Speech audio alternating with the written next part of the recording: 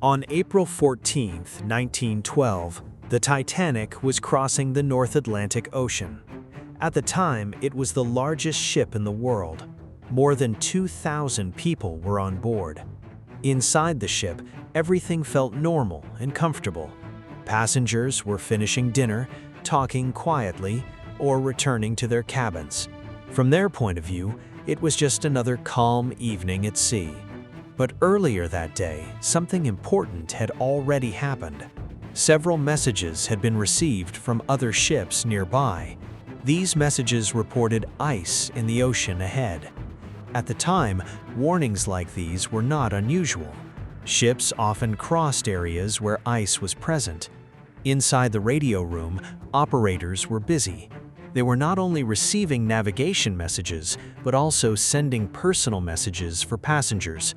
Because of this, not every warning was treated with the same urgency.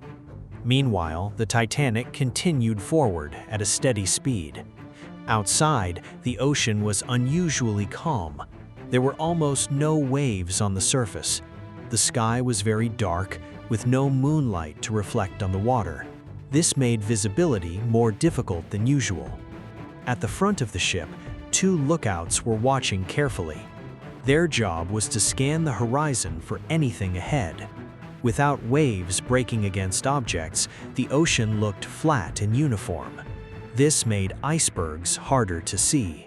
As the ship continued forward, everything still seemed quiet. Then, late in the evening, something appeared ahead. At first, it was just a faint shape in the distance. It did not stand out clearly against the dark water.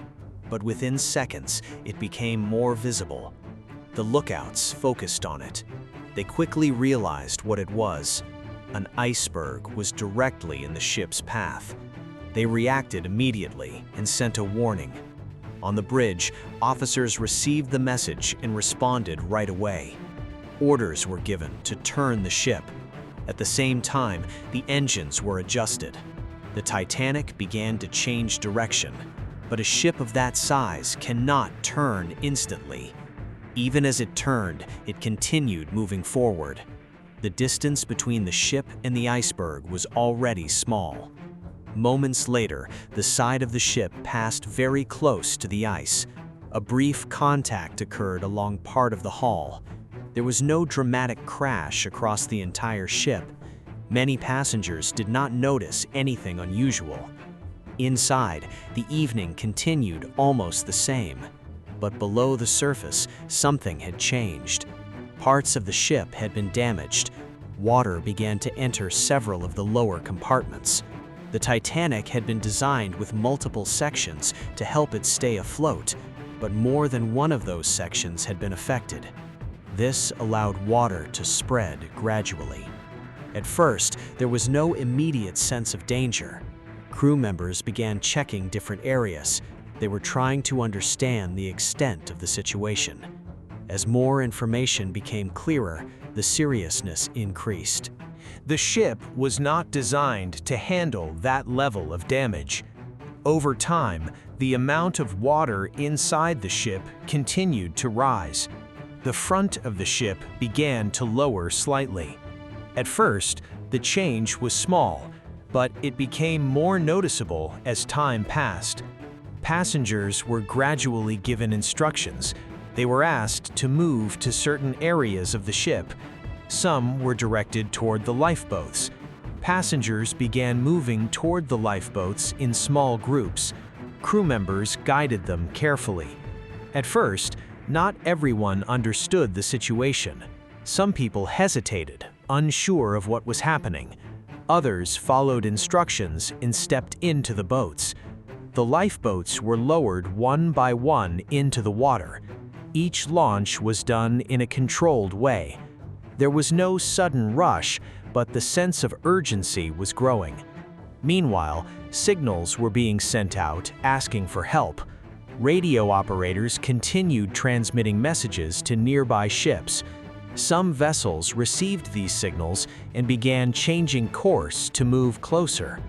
As more time passed, it became clearer that not everyone would be able to leave the ship. The ship's position in the water continued to change. The front moved lower, and the angle became more visible. The weight of water inside kept increasing.